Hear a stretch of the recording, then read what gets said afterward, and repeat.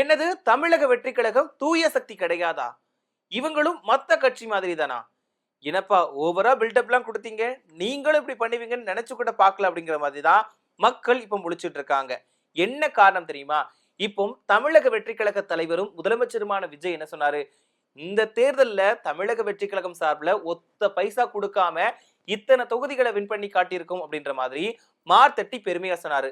ஆனா இப்போ தமிழக வெற்றி கழக வேட்பாளர் ஒருத்தரை, அதாவது தோல்வி அடைஞ்ச வேட்பாளர் ஒருத்தர் வந்து என்ன சொல்லியிருக்காருன்னா, சேச்ச முதலமைச்சர் சொல்ற மாதிரி நாங்க ஓட்டுக்கெல்லாம் காசு கொடுக்காம வின் பண்ணல, ஒரு ஓட்டுக்கு 2000 ரூபாய் கொடுத்திருக்கோம் அப்படின்ற மாதிரி உண்மையை போட்டு உடைச்சிருக்காரு. அது மட்டும் இல்லாம ஓட்டுக்கு காசு மட்டுமா கொடுத்தோம், பரிசு பொருட்களும் தான் கொடுத்தோம் அப்படின்ற மாதிரி உண்மையை தமிழக வெற்றி கழக வேட்பாளர் சொல்லியிருக்காரு. எதுக்கு பாராட்டணுமோ இல்லையோ இப்படி உண்மையை பேசுறதுக்கு அந்த வேட்பாளரை பாராட்டி தான் ஆகணும். சரி, இது எந்த தொகுதி, என்னென்னலாம் பண்ணி என்னென்ன கோல்மான் வேலைகள்லாம் பண்ணி தமிழக வெற்றி கழகம் வின் பண்ணியிருக்காங்க அப்படிங்கறத பத்தி தான் நாம இந்த பதிவுல விரிவா பார்க்க போறோம். 2026 சட்டமன்ற தேர்தல் முடிவுகள் பத்தி எல்லாருக்குமே நல்லாவே தெரியும். தமிழக வெற்றி கழகம் முதல் தேர்தலிலேயே அதிக தொகுதிகளை வின் பண்ணி இன்னைக்கு தமிழ்நாட்டோட முதலமைச்சர் அவர்களா விஜய் அவர்கள் வந்து பதவியேற்றிருக்காரு. சரி, இப்போ நீ சொல்றதுக்கும் தமிழக வெற்றி கழகம் வின் பண்ணதுக்கும் என்ன சம்பந்தம் இருக்கு அப்படின்னு தானே கேக்குறீங்க.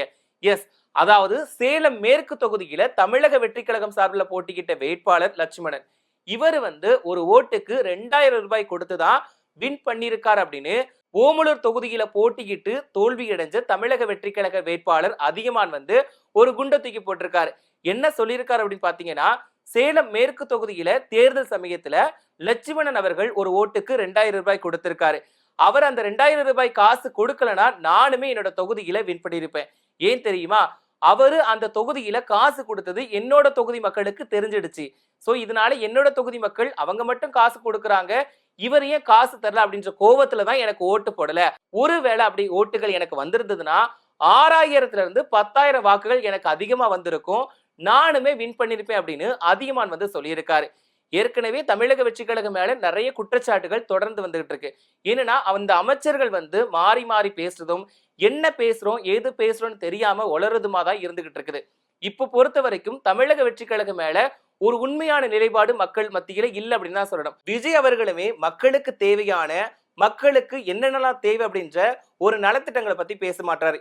இப்போ திருச்சி கிழக்கு தொகுதியில வின் பண்ணதுக்காக நன்றி சொல்ல போனாரு. ஆனா அங்க போய் மக்களுக்கு நன்றி சொல்லல, இடைத்தேர்தல்ல வாக்கு சேகரிக்க தான் போனாரு அப்படின்ற மாதிரி எல்லாருக்குமே வெட்ட வெளிச்சமா தெரிஞ்சது. ஏன்னா மக்களுக்கான நலத்திட்டங்களை பத்தியும் பேசல, திருச்சி கிழக்கு தொகுதி மக்களுக்கு என்னென்ன குறைகள் இருக்கு அப்படிங்கறத பத்தியும் பேசல. ஆனா இவரோட ஒரே நிலைப்பாடு என்னன்னா திமுகவை எதிர்க்கணும், அதுவும் திமுக மேல வந்து மக்களுக்கு நல்ல அபிப்பிராயம் வந்துடக்கூடாது அப்படிங்கிறதுக்காக அவங்க மேல பழி போடணும் அப்படின்ற ஒரு விஷயத்த மட்டும் தான் நோக்கமா வச்சு விஜய் அவர்கள் ஆரம்பத்துல இருந்து இப்ப வரைக்குமே ஒரு குற்றச்சாட்டை பரப்பிட்டு வந்துட்டு இருக்காரு. இது வந்து மக்கள் மத்தியில அதிருப்தியா தான் இருந்துகிட்டு இருக்கு. இப்படி இருக்கக்கூடிய சூழ்நிலையில தான் ஓமலூர் தொகுதியில போட்டியிட்டு தோல்வி அடைஞ்ச தமிழக வெற்றி கழக வேட்பாளர் தன்னோட தொகுதி மக்களுக்கு நன்றி தெரிவிக்கிறதுக்காக போனாரு. அங்க நடந்த பொதுக்கூட்டத்துல தான் இந்த விஷயத்த ஓப்பனா போட்டு உடைச்சிருக்காரு. என்னன்னா இப்போ சேலம் மேற்கு தொகுதியில போட்டியிட்ட லட்சுமணன் யாருங்கிறது எல்லாருக்குமே தெரிஞ்சும். இப்ப வந்து அவர் வந்து ரியல் எஸ்டேட் தொழிலதிபரா இருக்கிறாரு. இவர் மேல குற்ற வழக்குகளுமே நிலுவையில இருக்கு. ஏன்னா தேர்தல் சமயத்துல மனு தாக்கல் பண்றப்போ தன் மீது இருக்கக்கூடிய குற்ற சம்பவங்கள் தொடர்பான வழக்குகளை மறைச்சிட்டாரு அப்படின்ற புகார் இவர் மேல இருக்குது. இது தொடர்பான வழக்கு விசாரணையுமே நடந்துகிட்டு இருக்கு. இப்படி இருக்கக்கூடிய சூழல்ல ஒரு ஓட்டுக்கு 2000 ரூபாய் கொடுத்தாரு, பரிசு பொருட்கள் கொடுத்தாரு அப்படின்னு தேர்தல் சமயத்திலுமே பரபரப்பா பேசப்பட்டுச்சு. ஆனா அவங்க என்ன சொன்னாங்கன்னா, எப்பா நாங்க வந்து ஓட்டுக்கு காசெல்லாம் கொடுக்கலப்பா, நேர்மையா தான் தேர்தலை சந்திக்கிறோம் அப்படின்னு பக்கனையா பேசினாங்க. ஆனா இன்னைக்கு அதே தமிழக வெற்றி கழகத்தை சேர்ந்த வேட்பாளர் ஒரு உண்மையை போட்டு உடைச்சிட்டாரு.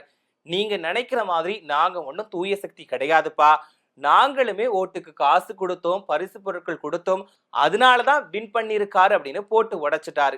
இப்போ சேலத்தை பொறுத்த வரைக்கும் 11 சட்டமன்ற தொகுதிகள் இருக்குது. அதுல 7 தொகுதிகள்ல அதிமுக தான் வின் பண்ணாங்க. மீதம் இருக்கக்கூடிய 4 தொகுதிகள்ல தான் தமிழக வெற்றி கழகம் வின் பண்ணி இருந்தாங்க. சோ இதுல இவர் குற்றச்சாட்டா முன்வைக்கிறது சேலம் மேற்கு. இவர் வந்து மாட்டி கொடுக்கணும் அப்படிங்கிறதுக்காக எல்லாம் மாட்டி கொடுக்கலங்க. நான் வின் பண்ணாததுக்கு காரணம் என்ன அப்படிங்கறத பேசுறதுக்காக வாய் எடுத்தாரு. வாயில இருந்து உண்மை தானா முத்து முத்தா கொட்டிடுச்சு. சோ இவர் வந்து வேணும்னே லட்சுமணன் அவர்களை வந்து மாட்டி கொடுக்கல. எல்லாருக்கும் தெரிஞ்ச விஷயம் தான். ஏன்னா ஏற்கனவே இப்ப பாத்தீங்கன்னா தமிழக வெற்றி கழகத்தை சேர்ந்த நிர்வாகிகளா இருக்கட்டும், சட்டமன்ற உறுப்பினர்களா இருக்கட்டும், அமைச்சர்களா இருக்கட்டும், இவங்க பேசக்கூடிய எல்லா விஷயங்களையுமே சர்ச்சையா தான் வருது. என்ன பேசுறோம் ஏது பேசுறோம் அப்படின்னு தெரியாம மாத்தி மாத்தி பேசுறாங்க. ஒரு அமைச்சரா என்ன சொல்றாரு, நீ நல்லா சாப்பிட்டல, எனக்கு இப்ப நானும் சாப்பிடவே இல்ல, இதனால என்னால பேச முடியாது அப்படின்ற மாதிரி பேசுறாரு. இன்னொரு அமைச்சர் வந்து ஒரு ப்ராடக்ட்டுக்கு மேனுஃபேக்சரிங் டேட் வந்து இதுதான் இப்பதான் தயாரிச்சாங்க அப்படிங்கிறதுக்கு என்ன அத்தாச்சுன்னு கேட்கிறாரு. சோ இதெல்லாம் எப்படி இவங்க புரிதலோட இருக்கிறாங்க அப்படிங்கிறது தெரியல. இதுல ஒரு படிக்கு மேலா போய் ஆதவர்ஜுன அமைச்சர் என்ன பண்ணிருக்காரு தெரியுமா, விவசாயத்தை விட விளையாட்டு தான் கடினம் அப்படின்னு அவர் பாட்டுக்கு இஷ்டத்துக்கு பேசிட்டாரு. இதனால விவசாயிகள் எல்லாருமே காண்டாயிட்டாங்க. எப்படி இப்படி ஒரு புரிதல் இல்லாம பேச முடியும்? நீங்க விளையாட்டை உயர்த்தி பேசுறது கொஞ்சம் தப்பே கிடையாது. ஆனா விவசாயத்து கூட ஒப்பிட்டு பேசுறது எந்த விதத்துல நியாயம்? விவசாயம் பண்ணா மட்டும்தான் அதுல இருக்கக்கூடிய கஷ்டம் தெரியும்னு விவசாயிகள் தங்கள் பங்குக்கு அவங்க தங்களோட கண்டனத்தை தெரிவிச்சுட்டு வந்துட்டு இருக்காங்க. இப்படி இருக்கக்கூடிய நேரத்துல விஜய் அவர்கள் வந்து சொன்ன விஷயம் என்ன, இந்த உலகத்திலேயே தமிழக வெற்றி கழகம் மட்டும்தான் தூய சக்தி, மத்த எல்லாமே தீய சக்தி அப்படின்ற குற்றச்சாட்டை வச்சாங்க. ஆனா இன்னைக்கு மத்த கட்சியினர் பண்ண அதே தப்பதான் தமிழக வெற்றி கழகமும் பண்ணியிருக்காங்க. எப்படி ஓட்டுக்கு காசு கொடுக்க கூடாது, நேர்மையான முறையில தான் மக்களை சந்திச்சு வாக்குகளை சேகரிக்கணும், மக்களுக்கான மாற்றத்தை கொண்டு வரதுக்காக தான் நாங்க ஆட்சிக்கு வரோம் அப்படின்னு தான் விஜய் அவர்கள் சொல்லியிருந்தாரு. ஆனா இன்னைக்கு அந்த மாற்றம் எங்க போச்சு? எல்லாருமே பண்ண அதே தப்பதான் இவங்களும் பண்ணியிருக்காங்க. ஓட்டுக்கு காசு கொடுக்கல அப்படின்னு தலைவர் சொல்றப்போ, சேச்சே எங்க தலைவர் சொல்றது சுத்த பொய், உண்மையாவே நாங்க ஓட்டுக்கு காசு கொடுத்துதான் இன்னைக்கு நாங்க வாக்குகளை வாங்கி வின் பண்ணிருக்கோம் அப்படின்னு அந்த கட்சியை சேர்ந்த நிர்வாகியே வேட்பாளரை இப்படி உண்மையை போட்டு உடைச்சிருக்காரு. சோ இது தொடர்பா தேர்தல் ஆணையம் என்ன நடவடிக்கை எடுக்க போறாங்க, இது தொடர்பா யார் புகார் கொடுக்க போறாங்க, என்ன நடவடிக்கை எடுக்க போறாங்க அப்படிங்கறத பொறுத்து தான் பார்க்கணும். சோ இதுக்கு முன்னாடி பாத்துக்கிட்டீங்க அப்படின்னா நிறையவே பேசியிருக்கும் தமிழக வெற்றி கழகத்தை பத்தி. ஏன்னா அவங்களோட நிலைப்பாடு என்ன, மாற்றங்கள் கொண்டு வரேன் அப்படின்னு தான் இந்த தேர்தலை சந்திச்சாங்க. ஆனா இதுதான் மாற்றமா அப்படின்னு மக்களே கேள்விகளை கேட்க ஆரம்பிச்சிருக்காங்க. எல்லா விஷயத்திலையும் மாற்றம் மாற்றம் மாற்றம் அது மட்டும் தான் சொல்லிட்டு இருக்காங்க. ஆனா எதுவுமே மாற்றம் பண்ண மாதிரி இல்லையே. கடந்த ஆட்சியில இருக்கட்டும், கடந்த மற்ற கட்சியினர் பண்ணக்கூடிய வேலைகளா இருக்கட்டும், அதே தான் நீங்களும் பண்ணிக்கிட்டு இருக்கீங்க. சோ இப்போ இந்த ஆட்சி ஆரம்பிச்சு கிட்டத்தட்ட 1 மாதங்கள் ஆகக்கூடிய நேரத்துல எல்லாருமே இந்த சொல்லக்கூடிய வார்த்தை என்ன, இப்பதான் வந்திருக்காங்க புதுசு, இவங்களுக்கு அரசியல் பத்தி அவ்வளவா தெரியாது, கொஞ்சம் கத்துக்கிறதுக்கு நாட்கள் கொடுக்கணும், டைம் கொடுக்கணும், அதனால கொஞ்சம் பொறுமையா இருங்க அப்படின்றத எல்லாரும் சொல்லிட்டு இருக்காங்க. ஆனா நடக்கக்கூடிய குற்றத்துக்கோ அந்த கொலை சம்பவங்களுக்கோ துயர சம்பவங்களுக்கோ இவங்க பொறுப்பேற்றுக்க மாட்டாங்க, அதுக்கான நடவடிக்கை எடுக்க மாட்டாங்க. முதலமைச்சர் முதற்கொண்டு அமைதியா தான் இருக்கிறார். சோ இப்படி இருக்கக்கூடிய நேரத்துல இந்த ஆட்சி எந்த விதத்துல மாற்றத்தை கொண்டு வர போகுது அப்படிங்கிறது மக்களோட கேள்வியா இருக்குது. சோ பார்க்கலாம், இது உண்மையாவே தூய சக்தி தானா, இல்லனா மற்ற கட்சிகளை குறை சொல்றதுக்காக மட்டும்தான் வாயை திறக்கக்கூடிய ஒரு சக்தியா அப்படிங்கறத பொறுத்து பார்க்கணும்.